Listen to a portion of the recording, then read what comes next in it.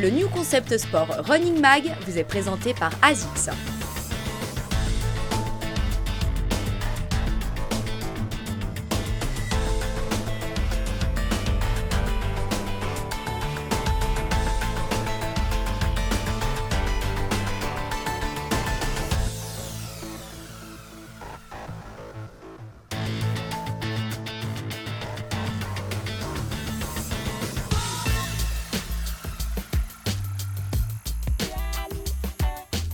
La course à pied a effectivement souvent mauvaise presse quant aux contraintes ostéo-articulaires qui peuvent être perçues par les sujets et puis les éventuelles pathologies que ça peut entraîner et développer sur le plan articulaire.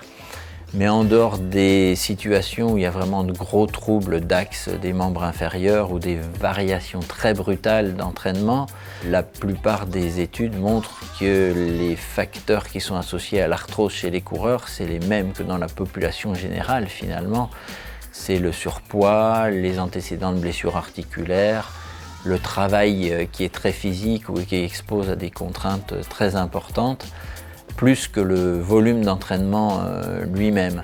La pratique sportive et la course à pied en premier lieu a beaucoup d'effets bénéfiques même pour les os, pour la densité osseuse. Et en termes d'impact articulaire, l'exercice régulier a aussi un effet bénéfique notamment sur le cartilage, qui est la partie de l'articulation qui pose le plus de problèmes, le plus souvent dans les pathologies de type arthrose. Le principal facteur qui est quand même associé au développement d'une arthrose du genou, c'est beaucoup plus l'antécédent de blessures articulaires, souvent traumatiques, une lésion du ligament croisé par exemple, que le volume d'entraînement lui-même. La conclusion, c'est que sur une pratique raisonnée, en dehors des situations de sport à très haute contrainte articulaire, il y a peu d'incidence de la pratique sur les lésions articulaires. A contrario, le sport de très haut niveau avec des charges d'entraînement très importantes sur des périodes prolongées a quand même montré qu'on entraînait un surrisque de pathologies qu'on dirait dégénératives, d'usure un peu prématurée, que ce soit de l'appareil locomoteur articulaire ou tendineux, plutôt vers la fin ou après la fin de la carrière effectivement.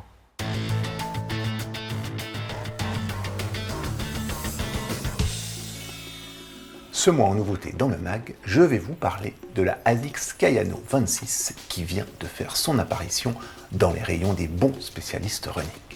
Comme vous le savez désormais en tant que spectateur régulier du Running Mag, le chiffre 26 fait référence à la 26e édition de ce modèle. Ça veut donc dire que la Kayano existe depuis 25 ans. La Kayano est un mythe. C'est l'un des modèles les plus célèbres du marché dans le registre du cushioning, c'est-à-dire de l'amorti et du confort.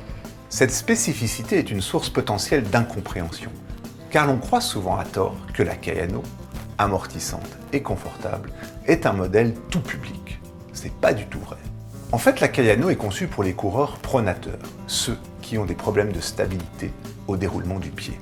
Si l'on est neutre ou supinateur, c'est-à-dire que l'on court sur l'extérieur, eh bien l'on risque de courir avec la Kayano au pied un peu comme un cow-boy. Et vos genoux risquent, eux, de grincer un brin. Chaussure confort, la Kayano est-elle pour autant réservée aux lourds et aux lents? Eh bien, c'est plus très vrai non plus, dans la mesure où ces dernières années, elle a évolué vers beaucoup plus de légèreté et s'ouvre à un public beaucoup plus large de coureurs.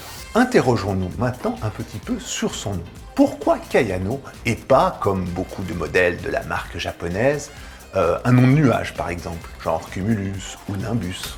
Eh bien tout simplement parce que la Kayano a été inventée par un développeur du nom de Toshiko Kayano.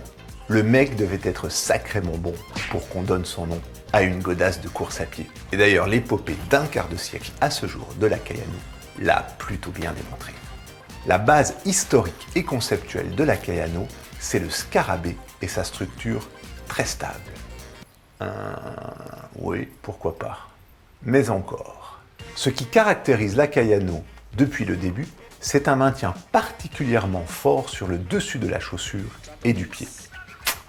Les pinces du scarabée? Bon. Mais la grande force de la Kayano, c'est qu'elle combine toutes les technologies les plus avancées d'ASICS dans le domaine de l'amorti et de la stabilité.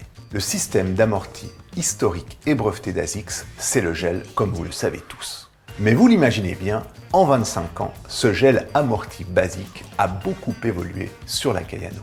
À l'intérieur de la Kayano 26, vous allez trouver une combinaison entre gel, pour l'absorption des chocs avancés, système FlightFlow pour l'amorti dynamique, Duomax pour la stabilité, sans oublier le guidage du pied via le système Trustic.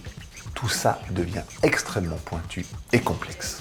D'ailleurs, combien d'éléments de pièces différentes pensez-vous qu'une chaussure simple comme la Kayano possède? 171.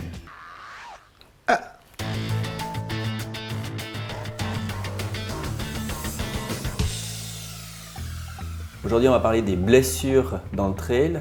Les blessures, ça représente environ un problème médical sur 2 que l'on retrouve lors des trails. Et les autres problèmes, ils vont être de type gastro-intestinaux ou de type déshydratation. Il y a une étude intéressante qui a comparé les blessures qu'on retrouvait sur 4 distances différentes, des trails inférieurs à 70 km, des trails de 100 à 120 km, des trails de 180 km et enfin des trails de plus de 300 km. En général, en lien avec le nombre d'abandons, on va en retrouver beaucoup plus sur les distances les plus longues et ça principalement en lien avec des blessures de type progressive, c'est environ 3 blessures sur 4 et un quart des blessures va être de type traumatique, type entorse de cheville par exemple. Maintenant, en lien avec le nombre total de blessures qu'on observe, ce qui est intéressant, c'est qu'on n'a pas une relation linéaire, on a une courbe en U, une espèce de cloche qui nous montre que si la distance est très courte, on dit mais très courte, environ 60-70 km, ou si la distance est longue, plus de 300 km, c'est dans ces deux situations où on a le plus de blessures qui sont retrouvées. Et ça peut être expliqué par un volume extrêmement important sur les distances très longues, et puis plutôt par une intensité plus importante sur les distances courtes. Maintenant, le type de blessure qu'on retrouve le plus souvent, ça va être des tendinopathies, qui vont toucher principalement les genoux, et le complexe pied-cheville. Et ce qui est aussi intéressant, c'est que dans les trails qui vont être sur des distances supérieures à 100 km, on va commencer à retrouver aussi des blessures de type ampoule en lien avec le frottement et en lien avec une chaussure qui ne serait pas forcément adaptée. Un des comportements qu'on retrouve régulièrement et trop fréquemment, c'est que les sportifs qui vont sentir des douleurs pendant l'effort vont être amenés à prendre des anti-inflammatoires. Et ça, il faut être très clair, c'est un comportement qu'on doit proscrire. Parce qu'il peut être potentiellement dangereux et entraîner une toxicité pour les reins, voire des risques de rhabdomyolyse si c'est associé à une déshydratation. Un risque de quoi? La rhabdomyolyse est une dégradation du tissu musculaire, lequel libère une protéine toxique dans le sang. Finalement, tout ça nous amène aux mesures de prévention qu'on peut mettre en place. La première, c'est une bonne gestion de la charge lors de l'entraînement. On en avait parlé lors d'un précédent numéro. Il faut gérer correctement le volume des séances, l'intensité et bien sûr les phases de repos. Et il faut que ces entraînements soient le plus spécifiques possible. Ce n'est pas en allant courir tout le temps au bord du lac qu'on va avoir une diminution du risque de blessure lors d'un trail en montagne. D'autres éléments qui peuvent influencer le risque de blessure, ça va être la bonne gestion de la fatigue pendant l'effort et aussi un bon choix de chaussures adaptées aux coureurs et adaptées au terrain. Finalement, un dernier élément qui va être abordé lors du prochain Running Mag, ça va être le renforcement et les exercices de proprioception qui peuvent être mis en place pour mieux préparer le coureur.